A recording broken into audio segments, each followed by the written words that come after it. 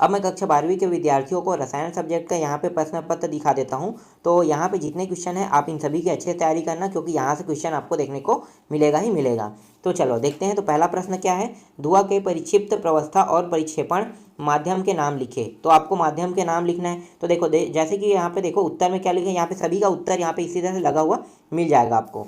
तो परिक्षिप्त प्रवस्था यहाँ पे ठोस है और परिक्षेपण माध्यम क्या है, गैस है। तो इस तरह से आपको लिखना है। इसके बाद है HCOOH का IUPAC नाम लिखिए। तो इसका नाम क्या होता है, तो मेथनोइक अम्ल होता है। तीसरा देखो, फिनाल पर जली ब्रोमीन विलियन के साथ क्रिया लिखिए। तो देखो इस तरह से आपको क्रिया को लिखना है। इसके बाद देखो अगला देखते हैं, निम्न अभिक्रिया को पूर्ण करो। तो इस अभिक्रिया को पूर्ण करोगे तो मेथिल नाइट्राइल से बन जाएगा एथिल एमीन बन जाएगा। पांचवा है, वह कार्बोहाइड्रेट जिसमें ठीक है CO यहाँ पे देखो C दोनों बॉन्ड के साथ जुड़ा हुआ है ना, तो पाया जाता है, उसे क्या कहते हैं। तो उसे क्या कहते हैं, देखो यहाँ पे लिखा है। ठीक है, इसका भी आंसर आपको यहाँ पे लिखा हुआ दिखाई दे रहा होगा। चलो आगे देखते हैं। छठवां प्रश्न देखो, 2.46 ग्राम सोडियम हाइड्रोक्साइड आणविक द्रव्यमान 40, ठीक है, इसका आणविक द्रव्यमान जो है वो 40 है, को 100 सेंटीमीटर क्यूबिक जल में विलय किया गया। इस विलयन की मोलरता ज्ञात कीजिए। इस विलयन की आपको मोलरता ज्ञात करना है। तो यहाँ पे देखो हल कैसे हुआ है, ठीक है, ये 2 नंबर के क्वेश्चन है। इसके बाद देखो, निम्नलिखित अभिक्रिया की कोटि तथा दर ज्ञात कीजिए। तो कोटि तथा दर आपको ज्ञात करना है, तो इस तरह से आपको ज्ञात करने हैं। इसके बाद 8वां देखो, प्रतिक्लोर किसे कहते हैं और क्यों। तो इसका भी आंसर यहाँ पे देख सकते हो, यहाँ भी लगा हुआ है। 9वां देखो, हाफमैन ब्रोमाइड अभिक्रिया को समीकरण देकर समझाइए। तो समीकरण देकर समझाना है। तो यहाँ पे देखो नीचे में समीकरण दिया हुआ है, इसी समीकरण देकर इसे समझाना है।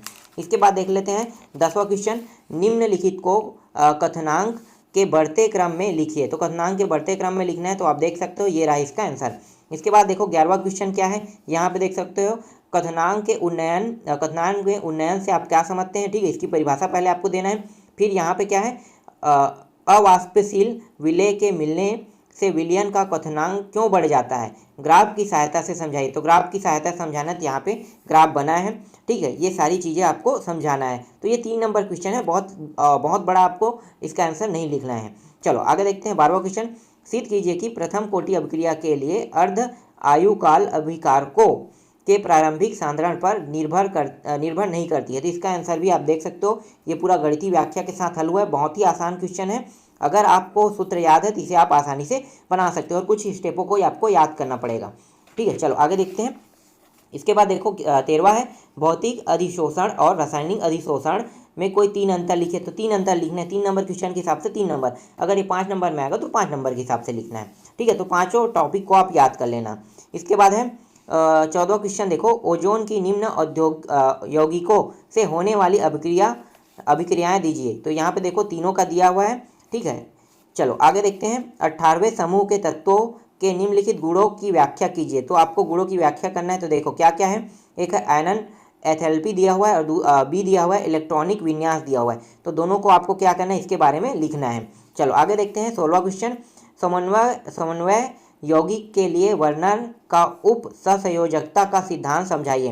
तो आपको सहसंयोजकता का सिद्धांत समझाना है, जैसे कि प्राथमिक है द्वितीयक है। ठीक है, इस तरह से, और कुछ जो बाकी जो है वो आपको नेक्स्ट पार्ट में देखने को मिलेगा। तो यहाँ पे देखो अगले पेज में पैराग्राफ, मतलब अगले पेज में देखो, तो यहाँ पे आपको दिखाई दे रहा होगा। इसके बाद आ जाते हैं हम लोग कौन सा 16 था ना, इसके बाद 17 देखना है। तो 17 है, विलोपन अभिक्रिया किसे कहते हैं, इसे संबंधित सेट जैव नियम को समझाइए। इसके बाद देखो 18वां क्वेश्चन में क्या है, निम्नलिखित अभिक्रियाओं में प्रयुक्त अभिकर्मों को के नाम बताइए। तो यहाँ भी देखो इसका भी आंसर यहाँ पे लगा हुआ है। 19वां देखो, निम्नलिखित अभिक्रिया को समीकरण देकर समझाइए। तो समीकरण देकर समझाना इन दोनों अभिक्रियाओं को। तो यहाँ पे देखो समीकरण बना है, इसी तरह से आपको समझाना है। इसके बाद 20वां देख लेते हैं। 20वां है, निम्नलिखित पदों से आप क्या समझते हैं, प्रत्येक का एक उदाहरण दीजिए। तो इन दोनों का आपको एक एक उदाहरण देकर बताना है। इसके बाद 21वां देखो, आप निम्नलिखित रूपांतरणों को अधिकतम 2 चरणों में किस प्रकार से संपन्न करेंगे। तो ये देख सकते हो 2 चरणों में संपन्न करना है, पहला दूसरा यहाँ पे दिया। ठीक है, इस तरह से आपको बताना है। तो 2 चरण में जो आपको संपर्क कंप्लीट करना है वो यहाँ पे आपको देखने को मिल रहा है। ठीक है, इस तरह से आपको बनाना है। चलो आगे देखते हैं, रेशेदार तथा गोलीकार प्रोटीन में 3 अंतर लिखे। तो 3 अंतर लिखना है, तो यहाँ पे 3 अंतर दिया हुआ है। फिर 23वां देखो, 23वां का पहला और दूसरा 2 प्रश्न दिए हुए हैं, इसको भी आपको अच्छे से तैयार करना है। फिर यहाँ पे इसके अथवा दिया है, इसको भी आपको अच्छे से तैयार करना है। फिर यहाँ पे देखो 24वां प्रश्न, कोलारास नियम लिखते हुए इसके 2 अनुप्रयोग लिखे। ठीक है, अनुप्रयोग लिखना, ये भी मोस्ट IMP क्वेश्चन है, इसको भी आपको अच्छे से तैयार कर लेना है। फिर यहाँ पे इसका अथवा दिया है, इसको भी आपको अच्छे से तैयार करना है। फिर यहाँ पे आ जाते हैं 25वां में। 25वां में 2 खंड दिया है। ठीक है, एक खंड दिया है ए और दूसरा बी और एक और दिया है सी दिया है। तो इसी पेज में देखो 3 खंड दिया हुआ है, जैसे कि संक्रमण धातुओं के लिए निम्नलिखित को स्पष्ट कीजिए। इन दोनों को स्पष्ट करना है। फिर बी देखो, बी यहाँ पे दिया हुआ है, यहाँ पे संक्रमण तत्वों का सामान्य इलेक्ट्रॉनिक विन्यास दीजिए। ठीक है, तो इसको भी आपको देखना है। फिर यहाँ पे अथवा देखो, अथवा में ABC 3 टॉपिक दिया, तीनों को बताना है। फिर 26वां क्वेश्चन देखते हैं, नेक्स्ट पैराग्राफ में है, क्या होता है जब यहाँ पे देखो, इसके बाद यहाँ पे 5 टॉपिक, इन 5 टॉपिकों को लिखना है, तभी 5 नंबर आपको मिल पाएगा। ठीक है, तो 5 नंबर के हिसाब में 5 नंबर के हिसाब से आपको उत्तर देना होगा। इसके बाद इसमें अथवा दिया, अथवा को भी आपको अच्छे से तैयार कर लेना है। तो इस तरह से मैंने आपको एक सेट प्रोवाइड करा दिया, एक और सेट है, इसको भी आपको दिखा देता हूँ। ठीक है, इन दोनों सेटों को आप अच्छे से तैयार करना, और पहले से मैं 2 सेट पहले प्रोवाइड कर दिया हूँ। तो जिन लोगों ने 2 सेट तैयार कर लिया है उनका तो अच्छा नंबर आ जाएगा, और 2 सेट इसको भी तैयार कर लेना और अच्छा नंबर आ जाएगा। ठीक है, तो उसी हिसाब से तैयारी करना है आपको। तो यहाँ पे चलो मैं आपको डायरेक्ट प्रश्न दिखाते चलता हूँ। ठीक है, यहाँ पे देखो 1 से लेके इस पैराग्राफ में 9 प्रश्न दिए हुए हैं। ठीक है, मतलब इस पेज में 1 से लेके 9 प्रश्न दिए हुए, इन सभी को आपको अच्छे से तैयार करना है। ठीक है, अब आगे दिखाता हूँ मैं। इसके बाद अगला पेज देखो, यहाँ पे 10 से लेके 12 तक दिया हुआ है इस पेज में।